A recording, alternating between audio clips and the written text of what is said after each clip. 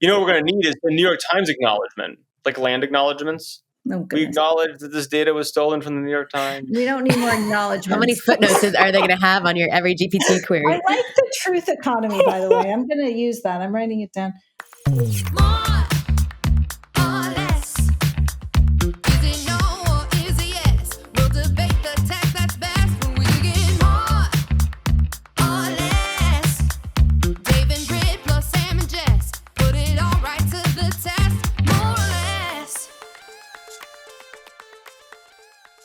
Happy New Year. It's 2024. It's 2024. Apparently, I read that Welcome today back. is the last day you can say Happy New Year. Really? Until the end of December. Who sets those rules? Maybe Hunter Walk on Twitter or Oren Hoffman on Twitter. One of the two. Probably Oren Hoffman. Fun fact. Most people that set New Year's resolutions bail on them by February 8th, specifically. Ooh. Yeah. So if you're going out there. Do you guys have any for public consumption New Year's resolutions? I have one. I have a big one. I don't do New Year's. I was actually going to bring it to the pod today to get your feedback. Oh, I'm here for it. That I will try to start a new product, not company, because that's like I don't need like bank accounts, every month of 2024 using AI and like showing people how to use capital efficiency in Classic AI Brit. to start companies faster. I was going to say, this is the most Brit. First of all, I love it. I'm here for it. Let me know how I can support it in any way. It is also the most Brit resolution ever. Like other people out there are like, maybe I'll start a company or maybe I'll do a thing. And Brit's like, I'm going to do 12 of these things. I already have 4 of the 12 ideas and I think I'm going to crowdsource the last third. So I only have 4 to go. This is amazing. We're on the same wavelength. I mean, as you know, I've been shouting my head off about these capital light things, for a while. And I actually just today kind of announced the first one I've built. I was going to say, I saw you launch something today. Do you want to do this with me? It could be like, we could both do one a month.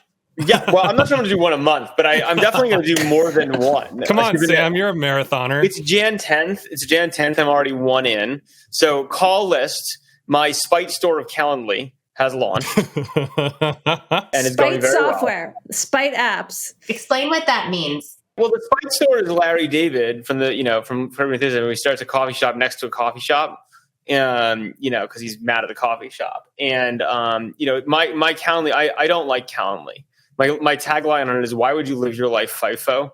Like, it's stupid, right? Like, I don't want to just do meetings. I feel like we have to back up. I mean, our listeners are into this, but we may need a little more context. Okay. Just rewind. Sometime last year or the previous year, Sam launched a public war against company Calendly, which is annoying as hell because you want to meet with someone and then you get their link to fill out their calendar. Sam hates it. He says it changes the ability to prioritize who you meet with. Hence, everyone's sending links and then wasting your time with 30-minute meetings. This is the worst. Yeah. And the funny thing is, I got reports from the CEO and board members of Calendly that when I started going to war with them on this, they had their best month ever. And it was largely because I had done so much free marketing for them by saying how much I hate Calendly. Did they put your face on a billboard or something? Or a tweet? Someone did over this. I can't remember. This is Heal 101, Get the booze, get the distribution. I made the hated Calendly quite a lot of money and increased their reach. But I had to make my response. So I built Call List, which is, basically this thing that one takes your contacts, put people in, you make your list of people you want to reach out to, you prioritize it. There's some little AI in it to know who's probably available, button to text them and say, hey, you available, get the availabilities, manage it. So you just call down your call list. And then there's call requests. So when someone sends you a Calendly, you respond, you say, I don't do Calendly, I do Call List. They put in their name, what they want to talk about, when they're free. And then you can prioritize. But upshot being. You have 10 seconds left of the pitch. Upshot being, people should stop using Calendly and use Call List. Brit, is there an elevator pitch for January's company here? And we have this year's first ad. I don't know if this is January's company. It might be more of like a March or April because I actually do need to do some longer term work on it. But it might be good for Sam when he gets canceled by Calendly because it's cancel insurance. And so it's like a crisis response team that's going to pop up and AI trolls that will come to your defense when you start getting canceled on social media. Well, this jives with Cancelpedia, which is Sam's idea too. But So, Brit, I will do Cancelpedia. You guys got to with take you. this offline. You got to I take it already have offline. this domain. It's very hard to keep track of who's canceled. I've always wanted to call it Cancelpedia. Oh, okay. This is going to be a good add-on. Well, it's a subscription service, obviously. Dave, what are your aspirations for 2024? More of this podcast. I'm delighted by the number of people coming up to me, talking to me, sending me notes, text messages. Like, it's just been super fun doing this. And so how is it to be the reasonable, calm person on the podcast? I think that's your brand. People keep saying that to me, and it's I'm having a hard time grokking this, that this is becoming thoughtful. All these words no one ever uses about me. So I'm a little bit jealous, but I'm the whip of the podcast, apparently. Ah, yes. You're definitely the whip of the podcast. Okay, so nothing besides Jackson Hole skiing that you're wearing today. A lot of skiing. Sporting. You know, I'm building some things as well, but I'm not going to talk about them yet. Why not? Guys, I'm doing fewer things this year. This is what I'm doing. So it's been a while since we convened. There are a lot of directions that we could take this. I'm proposing two main topics for today. One is the future of the fourth estate, which is very important, but we can anchor in AI. Obviously, over the break, we had a very significant New York Times suing OpenAI, kicking off the next chapter in the AI copyright wars, among other things, but future journalism. It's also been, and I can start by just going down some of the things that have happened this week, but another crazy time in VC and startup land off the bat. In recent days, we saw Carta. Now, for those of you guys who don't know, Carta is sort of like let the VCs describe Carta. How would you guys describe Carta significant to the venture capital ecosystem? Carta is cap table management. So anytime you That's the ad. Are we paid by them? Carta's getting canceled right now and might need to enroll in our cancel insurance. Carta tried to turn cap tables into software. That's and then help broker sales and trades of said equity in said companies. Let's be clear, intellectually makes all the sense in the world. If you're honest about it. Yeah, you can't cheat. Yeah, it makes intellectual sense. In recent days, they have shut down said product after clients alleged that Carta employees were using confidential information about their company to then broker trades.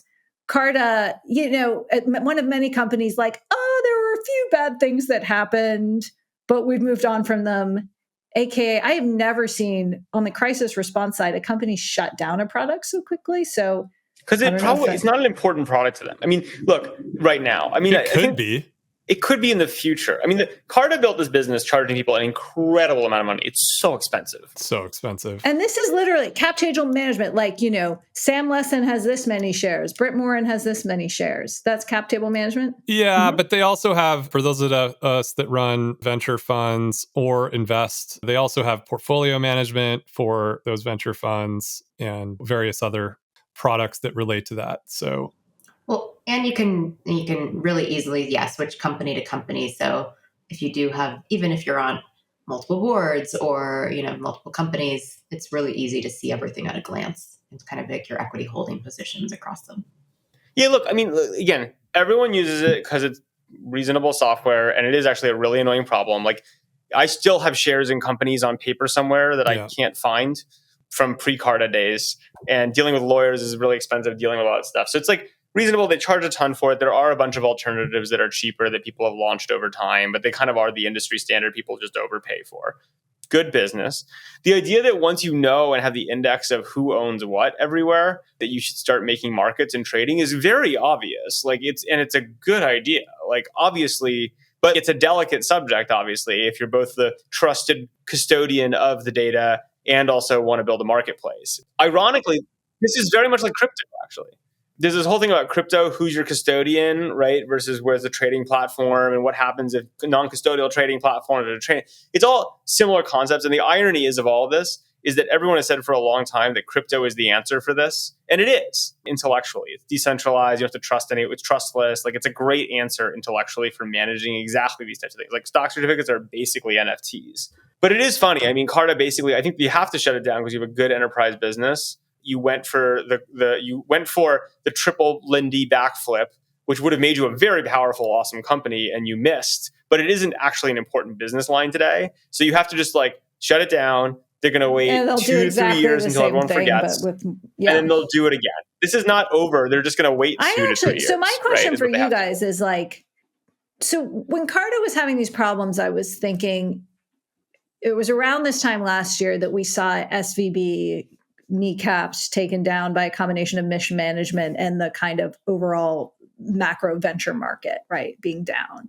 It made me wonder if there are Carta and other companies like them where they're kind of going to be affected to somewhat by the bigger picture of what's going on. And maybe as part of that, other cracks will begin to show.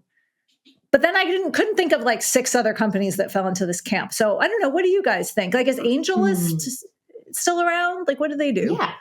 AngelList is definitely still around. Well, kind of. But they've changed their business like 16 times. Is it a crypto company? Like job company? No, that was Coinlist. That was started by Naval separately. I don't know what the actual technical relationship is between them. But like, AngelList is interesting. Like they have so many businesses. They started out as a crowdfunder startup thing, then it became syndicates, then it became basically managing fundraising processes, small fund formation. Now it's most a recruiting platform. So it's like it is broadly a thing in startup land, but like it's not like there's not a tight single product to it. These things are they're kind of just platforms. It is in some ways much more like a Gusto or like these HRE type things where they have tons and tons and tons of products, and no one of them I think is like that killer. Right? Like you couldn't define it as doing blank. It just is an amalgamation of many. I was actually going to point out, is it Gusto or Gusto? Tomato. I don't know. What it really is Zen payroll. It's guys. Gusto. I don't know. I haven't been able to get used to this new name in 10 years. That's what I thought. Like mucho gusto. That's like Spanish. Mucho gusto. Gusto. When you're a white person, you say gusto. That's what mucho gusto, because when you get paid, you say mucho gusto. Well, we've already gone for that one.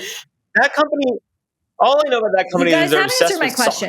Is this Carta a self-contained thing, or are there more shoes to drop? Well, my point on Gusto is that I've also heard in the back channel, like there's a lot. Is there always another shoe to drop? Yeah, that was the leading. No, question. It's a sock. Gusto's a sock company. They don't do shoes. Gusto's been also really difficult for startups to work with lately, and they're sort of like closing the amount of time required before you have to like pick all your benefits and all these different things to keep you on as a subscriber and doing kind of some shady tactics. And so I wonder if there's more to that picture, and it's more like startup services businesses are kind of flailing right now. I think it's just, look, business is getting real, right? And like when business gets real, people start doing things that are like economically rational, looking for the best businesses, cutting businesses that don't work, things like that. People are just doing, for the first time in a long time, Silicon Valley has decided to do #serious business. And that just comes with a lot of this stuff, right? Whereas before, like margins were fat, people didn't care, VC was everywhere. So you kind of just like putter things out. You can like support a bunch of non-economic activity or semi-economic activity. And just as we saw people cut a bunch of employees, you're just going to see a bunch of service. And Sam, you got to point 2 on the 5. You guys wanted me to summarize the news, but then you don't let me summarize the news. So we did 1. All right, what's 2? But 2, layoffs. So today we've got Amazon Video laying off more people, Twitch laying off more people. I was going to say, I saw Twitch. And we're kind of not surprised about this, right? Like, this was one of our 2024 predictions. Yes. It sort of feels like the tail end. No, there's going to be a lot more to come. I don't know. I think the question, I don't remember when it was that like Meta did its first layoff. Was that the beginning of last year or? Well, the reason for the layoffs second rounds. Some layoffs are for, the time of austerity and sort of like right-sizing the balance sheet. But then others are for AI. Guys, here's the question. Is 2024, is the austerity over? No, that's a good question. No, I think we're neutral. For some of our friends, they've declared, and I won't name names, that the year of austerity is over. But then they actually also said they kind of liked the austere life and that they were going to stick with it. It's a good question. What do you guys think? And all the racking my head for which friends are saying this. You know. Well, look, all I know is that on Thursday, Cirrus is launching the G7, the next Cirrus. Are you really talking about private aviation? And they're very well, they're small planes, and they'll single propeller, and they're very confident that they're going to be very deep on pre-orders. So I don't know if someone's not being austere. Maybe. I mean, I think that the the rational answer is to be neutral, right? Like you've got a lot of interesting economic indicators going on. You've got the Fed has planed out their interest rate hikes. You've got treasuries moving the other direction. Looks like we're going to have a reasonably soft landing. The crypto markets are back. The SEC approved a Bitcoin ETF today, so that's going to drive a lot more liquidity in that part of the market. The markets are kind of up and down in various different places. It looks like we might be coming to the end, but as at the end of an austerity period, you always want to take the lessons that you learned and then apply them and be smart going forward, right? And so I think that's the position to be in right now, is looking for smart investments that, like Sam said, there's some great business being done. People are being smarter with their business models, and the market's got some interesting opportunities. It looks like real estate is starting to, get to the bottom as well. Prices haven't fully corrected yet, but they appear to be doing so. So I don't know. I think we're kind of on the bounce. I don't know. I just think it's going to be, to your point about serious business. It's like, look, the big companies, we've been saying this for a year with AI, are ripping, right? Yeah. And they're going to keep ripping. Meta is like what? It's like $4 off its all-time high right now. It's like the big companies are going to crush it. That will make people a bunch of money, which then they'll disperse into other things. Crypto crushing it, which is also awesome, makes us all feel happier, and I think we'll make more money. However, to your point about discipline, I think everyone has kind of given up on not so good companies, and there's a lot of them, right? The idea that we can float them all through the public market is over, and so Instacart's not going up, right? Like all the stuff in the middle isn't. So I think what it's going to be to Brit's year of company starting is winners win. People feel better economically. Maybe they buy the G7. The people start a lot of new, interesting, disciplined, cash flowy businesses, and there's new excitement there. I do think that for the vast majority of lettered finance, startup finance rounds, BCDs that aren't in the upper echelons or utterly crushing it, it's going to be a brutal year. And they're going to be continuously refactoring their products and people to try to make good businesses, because that is the bar now. It's no longer cool. Mm-hmm. It's got to be good. What do you guys think about all these tens of thousands of tech employees that are getting laid off either for balance sheet adjustments or AI productivity issues? And where are they going to go? They're going to start 12 companies a year. One of them might get new. Go to Google. No, they're getting laid off from Google. Where do they go? Yeah. McKinsey, Goldman Sachs. No. Where do they go? Look, unemployment's at an all-time low. It's crazy how low unemployment is. They'll find work. It might not be in the traditionally called tech sector, although tech is kind of a silly word for things anyway at this point, because everything is tech. They'll find jobs, but they'll be random and weird. And there's, tech is still a very small part of the economy in the way we're talking about it. So there's a lot of places for them to go. But look, there's a lot of jobs that are going to go away from efficiency. People learn the discipline lesson for sure, and it's good.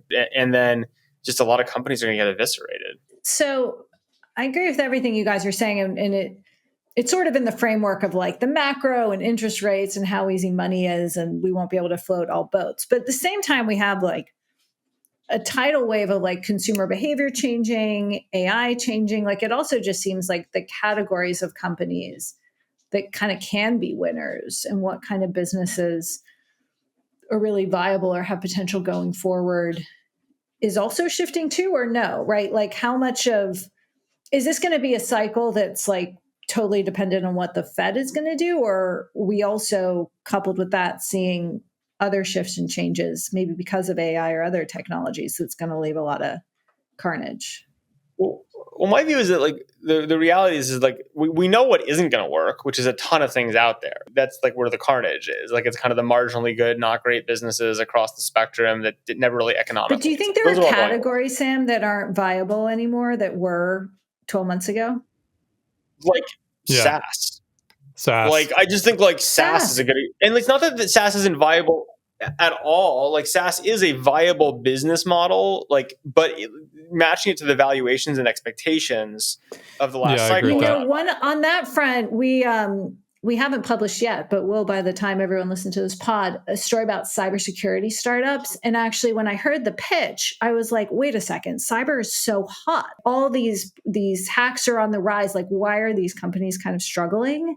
And it was just what you guys said, the kind of point solution SaaS startup-y approach is not where like the demand is going to be. And I thought that was really interesting. No, but there'll be new form, and again, there'll still be things that are software that might be on a service model, right? Although I think a lot of it will be on more enterprise models again because the math has changed. But they'll be built very differently, right? With fewer people, more nimbly. That's kind of the leverage of AI. I think a lot of things that were small business oriented, platformy before, which didn't make sense, now do make sense and like can be built. But it's schmatza businesses. Like it's not necessarily like super sexy software only businesses. It's going to be a lot of hybrid capital type things in new forms. And I think that's all really exciting, but it's a very different set of things. And it isn't totally clear yet. I mean, Brit and Dave and I spend our time looking for those new businesses under new frameworks that are going to work. And we have theses, and we've been very public about a bunch of them, but they're not, around what small business stuff is enabled. What does capital light look like? What does small teams with high ownership look like? Like there's a bunch of changes that can come, but it's really unclear, right? Like, when those things, there's not going to be like a single buzzword like VR, which is going to be the answer, right? It's going to be like a broad spectrum of things that are going to work. So if what you guys are predicting for startups and ventures kind of, David, in your words, being neutral, right? Not being austere or profligate. What's going on inside venture firms right now? I don't know if you guys saw the information break the story that Keith Rabois, formerly of, we could go way back, but was a venture capitalist at Khosla, went to Founders Fund, boomeranged back to Khosla. Prolific kind of an interesting angel move. But what do you guys make of that and any other scuttlebutt behind how firms are kind of rejiggering in light of everything you were talking about? One thing I would mention is that, like, you think about how venture capital compensation works. Now's a good time for folks to move around because their carry in the last few funds ain't worth very much. Hadn't right? thought of that. And so if you think about it this way, it's like there's like the problem with most venture firms and systems is you get really locked into like your platform just economically. Like your vests are so long. Like you look at your balance sheet of like private stuff, you're like, oh my God, like I can't leave. I have tons of value on the table. But like when everyone looks and like, the last two funds are not going to be great. We invested them at the wrong time, wrong thesis, whatever. It basically like loosens up the pieces on the chessboard a little bit, right? And people say, hey, where do I want to be for the next decade? Because these are such long burn things. And so I think if anything, like you will see a bunch of moves as people kind of realign, thinking about what they want to do for the next 10 years and realizing that while maybe on paper they'll take a hit doing it, it's kind of like it's always going to suck. And now would be the moment to rejigger. But Khosla and Founders Fund, invest in similar stages of company. It has multiple stages. And so is it down to the people and the sort of appetite that they're chasing? Keith and Vinod told us, and basically they take very different approaches, right? Founders Fund. Yeah, I think that's the thing you have to be pretty clear about. Doesn't want to sit on the board for the life of them. Yeah, I really respect that, by the way. I think they got that right. Okay. And it's not on your call list, Sam. You can prioritize your board seats. Yeah, Sam's the most coveted startup board member there is. You're welcome to submit to call list, and maybe I will accept you onto my. And then I'm not going to call. I'll call into the board meeting, maybe. It's like, are you default on the board or default off the board? Yeah. Yeah, I think that's a great way to put it. The answer is definitely default out of the building. And Vinod is like default, sitting next to you. I don't know. At least like what he likes to talk about. Props to his X game, by the way. If you follow him on X, if you don't follow he's him on so X, good. Please do. I know more about the Utah Snow Report and AI than I ever need to know. So anyway, I think that one came down to like an approach and personality. But good point. Well, and the question is even when. Like if you're Keith and you're like, I have $1 billion of carry locked up at Founders Fund. No way. I like Vinod, but like how much, right? Like this is the moment to make all the moves. Excellent. Okay, so a lot to look out for the year in venture capital. I can't wait. I think it's going to be awesomely interesting.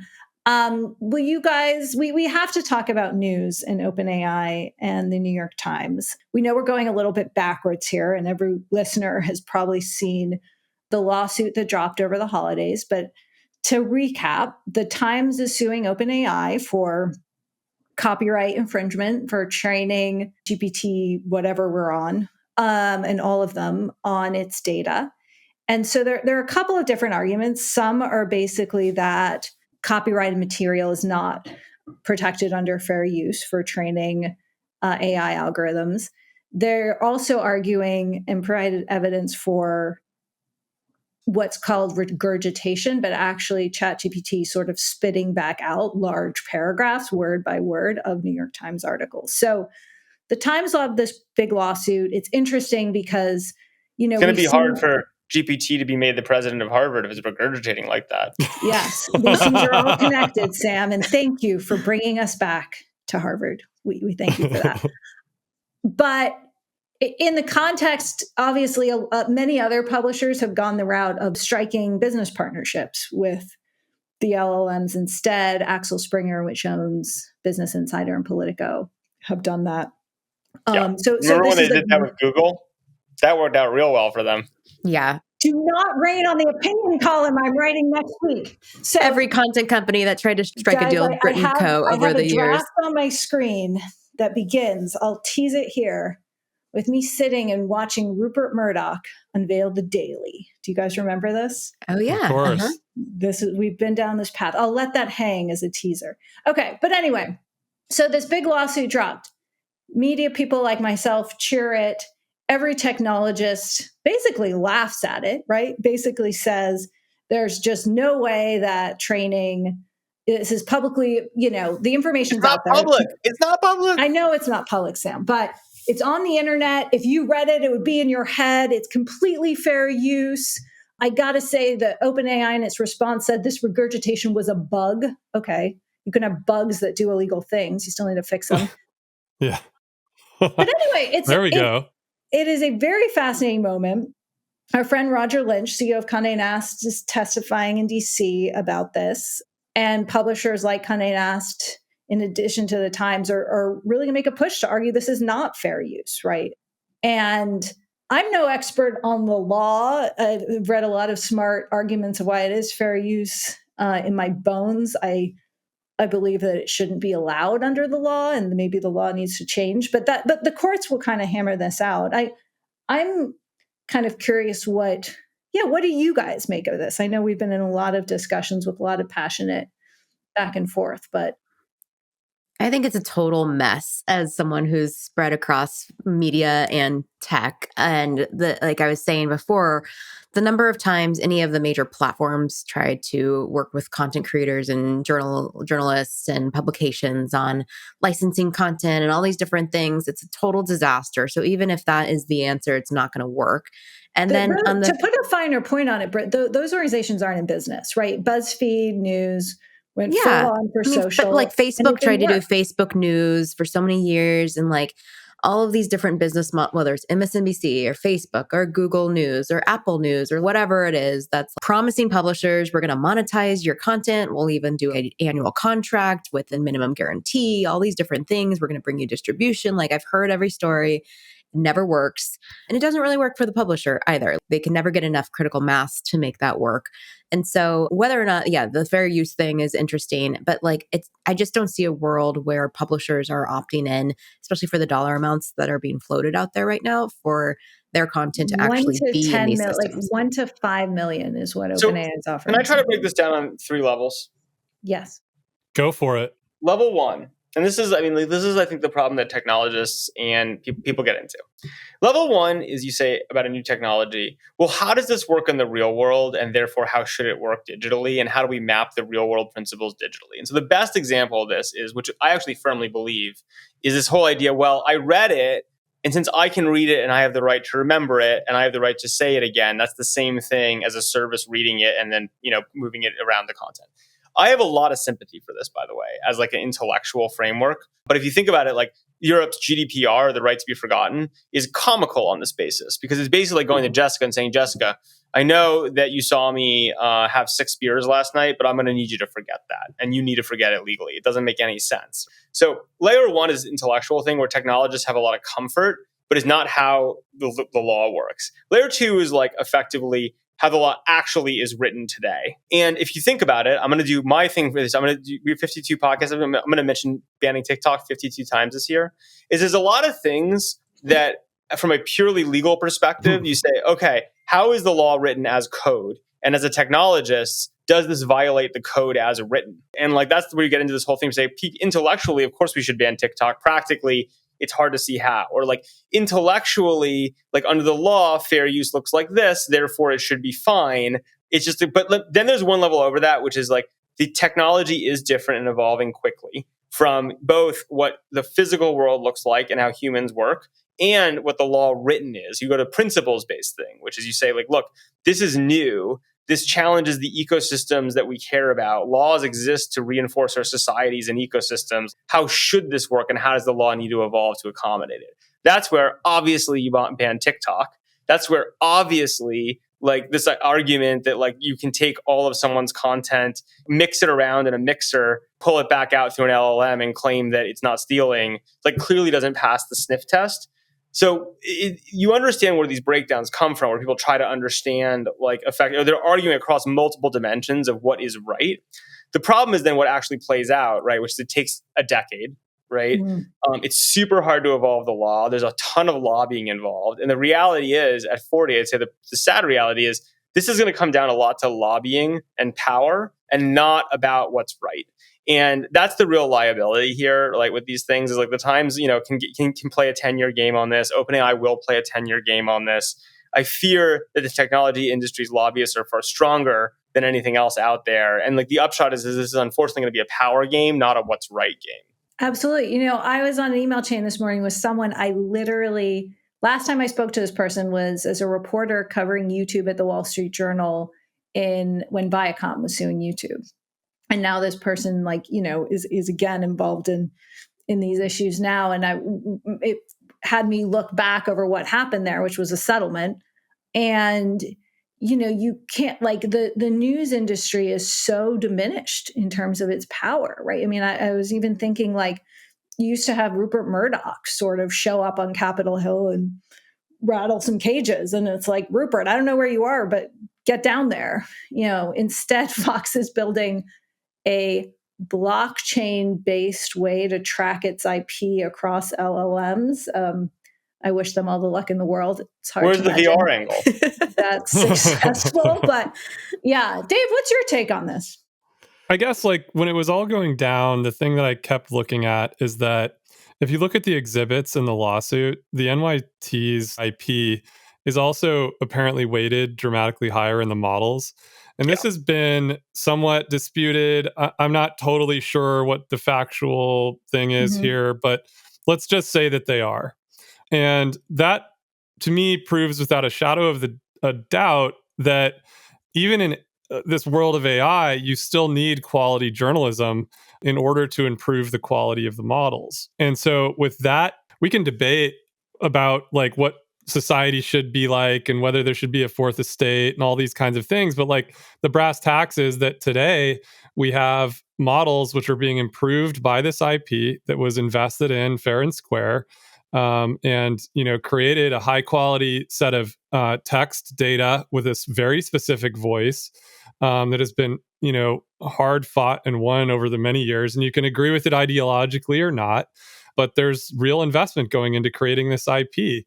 And if it's true that these models are just reprinting word for word, and there's a lot of like, oh well, it's requires very specific prompting and so much prompting to get it to do this. Well, it like still does this, right? And that word for word without attribution, like that's just theft in the way the law is written today. And so to me, like the fact that the IP is being used to make these models better. And so there's a massive multiplier effect. This isn't actually just the same as it sort of could be similar to YouTube or similar to Napster, where like the IP is being used to generate the distribution that then gets used to make money through ads or whatever. Like that's one way to look at it. But like here, you're actually have this enormous, almost exponential multiplier effect of that the IP is actually improving the quality of an overall model being used by 100 million people. Like that's like pretty wild. Can I point out two things? Like it's funny. I really do think this relates to the Harvard situation, because the thing that is easy for us to all talk about, because it's like we know how to think about it and talk about it, it's very concrete, is you didn't put a quotation mark in, right? Yeah. Of the Claudine Gay with, it's straight regurgitation. It's the exact same story. And ironically, in both cases, it's kind of like the least important thing, right? It's like the gotcha moment because it's so black and white, but it's kind of like pretty out there in terms of like the spectrum of importance, the specific quotation mark missing, or like it just is easy because we have the legal book and we're like that, like paragraph 7 law. Sure. Right. We know how to, whereas the real bigger problem, which goes back to the whole framework here, is you clearly need a bunch of humans with an economic ecosystem and an incentive around it to get the truth. There's a bunch of crazy people, some of whom I know and some of whom I even like, who seem to believe that in the future, AI models will somehow magically mirror truth in the real world. And that is absolute garbage. The reality is garbage. You need, the technology is easy. It's the economy that's hard. And like a lot of the problems with the news today is like, unfortunately, the economy, so much of the value in the economy shifted to entertainment versus information, that's really fucked with our sense of truth. But it still does exist. All that said, the point is like it's easy to point to paragraph 7 in the law and say, oh, you missed a quotation mark, or oh, it's a straight regurgitation. Everyone understands that, but that's not really the point. The point is like, do you have an ecosystem and an economy, and does this technology augment it or destroy it? And in the case of ChatGPT, there's no question that if they're able to just take a bunch of content that was extremely expensive in the truth economy that was built and just regurgitate it for free in any way, shape, or form, remix it, that will crush the truth economy, and we will be poorer for it as a society. And that's the big problem. But is there any way for them to even back up at this point? Like, let's say they did find that they were using all this content and they have to remove it. It's already been so trained, and then the training has now been utilized by so many users. That's retraining. It's just like Uber. They're just outrunning the law. This is the whole Silicon Valley ethos of just break the law and get it far enough ahead that even by the time the lawyers catch up in 10 years, it's too late. You can't unwind it at this point. Yeah, I mean, that's the thing is there's two lanes here. There's the one you're talking about, Sam, which is very clear and easy to talk about. But then there's this other one, which is that this data, this IP has been used to adjust these mathematical weightings in this model. And that model is then being used by 100 million people plus to get all kinds of other answers and things. And like, how do you compensate people for that? And, you know, it's way harder to think about. You're right. Like the law just has literally no idea how to think about this. Right, you know what we're going to need is the New York Times acknowledgement, like land acknowledgements. Oh, we acknowledge that this data was stolen from the New York Times. We don't need more acknowledgments. How many footnotes are they going to have on your every GPT query? I like the truth economy, by the way. I'm going to use that. I'm writing it down. But look, existing law, I mean, the courts will settle a part of this. And, you know, it does seem like existing copyright law focuses much more on the outputs than the inputs. Right. So you have, you know, Google, but I don't know, Brit, if you were there during Google Books, but you can scan every single book. Yeah. And they used it to improve the algorithm. This was deemed legal because it said the outputs were not competitive, right? Improving Google search was not going to lead to people, this was the court's conclusion, reading fewer books or but buying they still fewer couldn't books. Scan all the books. There was like certain books they couldn't scan. Okay. Yeah. I don't know. This is a long time ago. Right. But broadly, the act of book scanning was deemed somewhat consistent with copyright law. Right. And so I think what's probably going to happen here is you'll see, I mean, I haven't learned enough actually yet to speculate deeply, and hopefully in a week or two, I will have a more informed opinion. But like, that does seem, you know, what I also look to is if you look at last time there were major changes to copyright law and the DMCA and carving out Section 230 exemptions where tech companies were not liable, the law has definitely continued to bend to the will of the technology industry.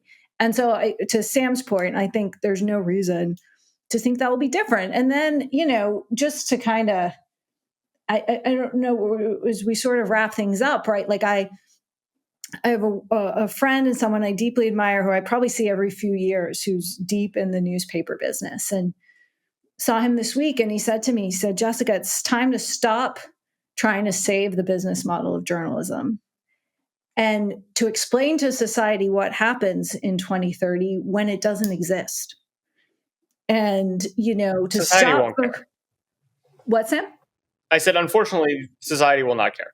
Like, what does that even mean? I disagree. What does it doesn't exist mean? Well, the business model doesn't work. I saw that happen in the back channel. I was just like, what does this even mean? Well, like, I think if you have, you know, if you basically have the severe erosion to almost nothing of professional journalists, right? So yes, we'll have citizen journalists and they, you know, serve a really important role in society of people on social media. No, they don't. Well, some of them do. I mean, Yeah. I actually, I mean, if you think about things like the collapse of FTX, right? People on Twitter played a big role in that. They didn't play the only role in that, but they played a big role in that, right? That was Barry's thing. There are a million other problems with just believing any anonymous rando on the internet in terms of a search for truth and making decisions as a society. But Dave, to your point of what it means, right? Like, I should, if the news industry of people paid to try and figure out the truth of organizations that try and do that independently shrivels, right? You think of like, what are people going to make voting decisions? Well, but is it going to shrivel? I guess the point I was thinking through, like when conversation was playing out, I went and looked at how big Fox News and NYT are on Instagram. And they both have less than 10 million followers. And then I went and looked at The Rock, and The Rock has like hundreds of millions of followers. And we've talked about this before, but it's like, who has the distribution and the trust to get the story right? There's a difference between distribution and trust. Look, there's a difference between distribution and trust. And I understand. The thing to keep in mind is that in a day-to-day perspective, my bet is that the average American, if I had to bet, I'm just making this up, probably spend 95% of their time on entertainment and 5% on information. Yeah. Right. So it's not surprising that entertainment, hilarious, whatever niche stuff that you're into, which by the way, not founded in reality, is fine. It does whatever it wants. And, the reality, that's fine. Sure. If you lose that 5% though to Jess, which is the tether to each other in the real world about what's going on, what you're going to end up with is a world full of lying Donald Trumps and people won't trust each other or believe anything. Yeah, absolutely. And I'm not arguing that they're... Just to build on to, I think, because I've done some deep thinking about the meaning of fourth estate. It's not just like consensus building and we all have common ground truth. That ship has sailed. It's also transparency and holding people to account, right? And not trusting, to your point, Donald's friends, closest friends on Twitter who may own Twitter or some may not, for the truth, right? It's people who were paid to like figure out shit that other people don't have an incentive to point out. And by the way, you know what's interesting about this? This goes back to governance in like a pretty deep way. And some of the governance failures we're seeing across the boards, FTX, OpenAI, Harvard, et cetera, which is, if you actually need an outside party that is trusted to validate certain types of decisions, even as like an owner or decision maker, to be able to get things done. It's actually quite, some people, the short-term thinking is blow away all competition, blow away all scrutiny. I don't want anyone looking, right, whatever. And that if you're Elon Musk, I totally get why, even though very wrong in your head, you're like, I am the law and I want no scrutiny. But actually, from a disciplined and long-term governance perspective, you are a real loss as a business leader if you don't have the pressure and scrutiny right on you to like do as a check and balance. It like hurts the trust that can exist in you. And that's, I think, the argument people have in favor of the public market as like a really important rule and laws around disclosure as an important check and balance. I also think like for non-public companies or for a lot of other things, you desperately need someone whose job is to incisively and trustedly do their homework and check you in order to have degrees of freedom and trust in the decisions you're making. So even beyond politics and consensus building, it's just we operate our entire society on trust. And the fourth estate is, I think, a key component. Do you think that there's an inevitable future of like a more nonprofit media companies that have some sort of like inherent distribution? Like I'm thinking about PBS, like back in the day, public broadcasting system service, whatever. But like if you own distribution, or there's some sort of law or something that requires factual journalism to have some amount of distribution, and it's a nonprofit, so there aren't like ulterior motives, and there's actual high cost. Oh, you don't think there are nonprofit ulterior motives? Everything has motive, right? So I'm just trying to figure out what is the alternative here, because it doesn't make sense for media companies to, like, the business models are so crazy. Distribution is so wacky. Who knows what the truth is or not? What's going to happen is what happened after the printing press was invented, which is elites and people who care about the real world are going to retreat to expensive private newsletters that are great businesses, right, and smaller. And the vast majority of people will not have access to good information, and it will be a cluster. Which is why they need the public broadcasting service. I do think, Brit, there's a great argument around the public. I mean, I also think if you look at the role that regulation has played there are different views. You can say the news industry, to some degree, just hasn't done its job of delivering good products in some way, right? But that's not true of And so there's certainly a segment of the news industry death that's just pure, like, doesn't have a reason to exist, should die. There's also been a segment that I think has been hurt by regulation. And so to your question, like, what would it look like for a country to come in and try and create an environment where this work can be done? I don't think that's the only solution or the savior to this, but I think it is an idea that has to be like very actively exploited. But I would argue that there's another, I don't know, like you're sitting here on the 10th anniversary of the information, and the information chose to go the long route, right? Like you chose the long strategy to do subscriptions, to do the hard work of building a business over the long term. And therefore you're in the position to provide this amazing high quality information service to the customers that you serve. And the New York Times does this and many others. But like a lot of the people that we've been talking about that didn't make it, they chose to go a different way. And that just doesn't work. Things, Dave, like they done fucked up. Well, guys, by the way, can I welcome Will Quist to the? I'm sorry, Will Quist. Rubin. Will Quist is much larger. Will Rubin, also known as Sandwiches. I said anyone could drop by the pool house while we were filming, and he's got the next. He's next up. We're going to chat. But longtime Meta, Coinbase. Where else were you? Uniswap. Sorry. Great guy. I pulled him out of Bain back in the day, and he argued with me about his like $5,000 bonus he was leaving on the table. That's what you say. I don't know if that's actually true, Sam. That's what Sam says about most things, so we're used to that. Yeah, that's true of most things Sam says. Yeah. That's not fair. Okay, we'll stand by Will, because we're going to pose one question to you. Yeah. I think Will should weigh in on this, and then he and I have to... Hold on. I'm going to respond to Dave. We're going to put Will in the hot seat, and then we're going to wrap and see you all next week. Great. Dave, I actually have never been more bullish about the information's business. I think we also, and our impact that we want to have, we have to acknowledge we are in a very specific market. We are business journalism for professionals. Yeah, but that's just good business. No, right. And more people who have information that there's an audience out there that an audience needs, not wants or might like, will be just fine, right? Yeah. But,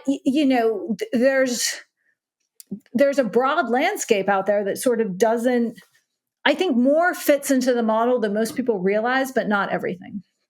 And I got to say, I mean, I'm revealing a lot. I had my first, probably 4 or 5 times a month, some entrepreneur in news picks my brain for half an hour about their business that they want to start or something. You're like, don't do it. No. First time today, I almost said, don't do it. I felt for the first time? I've been saying that for years. But if they can do what we do, they should do it all day long. But it's so difficult compared to all the other potential. But it was the first time, guys. And I was like, what am I? This person is calling me for a pep talk. Nope. But anyway, we found a way, and I think there's a path forward for her. But like, I don't know. We have to take note as of a that. nonprofit. Okay. Well, no, don't do that, please. Nonprofit. I love all my nonprofits in news. Nonprofit is a terrible idea. Well, okay. To all, let's ask you some of our roundtable questions. Favorite AI service that you use for personal or professional? Or you can comment on the New York Times' lawsuit against OpenAI. Those are your 2 paths. I think Perplexity. I've been using it a lot lately instead of Google. And it's really good at answering deeper questions. So I'll go with that. Okay. I was not expecting to be on a podcast here. I thought I was coming for a casual pool house meeting, but you could I'll take it. You could end up in the sauna hot seat, or you could end up on the pod hot seat. Exactly. That was a surprise with Sam Lesson. It's just another day in the lesson house. It's a bag of tricks, you might that get Sam. an ice cream in the corner. If yeah, there's soft serve over there, I heard. Oh, wow. Okay, what's next on the hot seat, Jess? No. I think, you're lucky you're at the tail end, and we've probably burned our listeners' ears off by now. So we'll let you guys get to your meeting. Brit and Dave, it's so fun to be back here with you guys. Will was the first Pool House guest of 2024. It's very exciting. It's very exciting. Give the man a t-shirt. And out there to all our listeners, this is a fun, lively time in tech. Thank you guys for being here, for all the feedback. We actually We love it all, even the critical stuff, but it's very helpful. We are so excited for the pod. We are resolved to get more guests on, so we're off to a great start. But raise your hand or not, you'll hear from us. We know who you are. And just schedule a meeting at 3 with me and come 5 minutes early. It's perfect. Yeah. And we'll see you next week. Awesome. Thanks, everyone. Great to see you all. Bye, guys. Next week. Bye. Bye. If you enjoyed this show, please leave us a virtual high five by rating it and reviewing it on Apple Podcasts, Spotify, YouTube, or wherever you get your podcast. Find more information about each episode in the show notes and follow us on social media by searching for @MoreOrLess, @DaveMorin, @Lesson, @JLesson, and as for me, I'm @Brit. See you guys next time.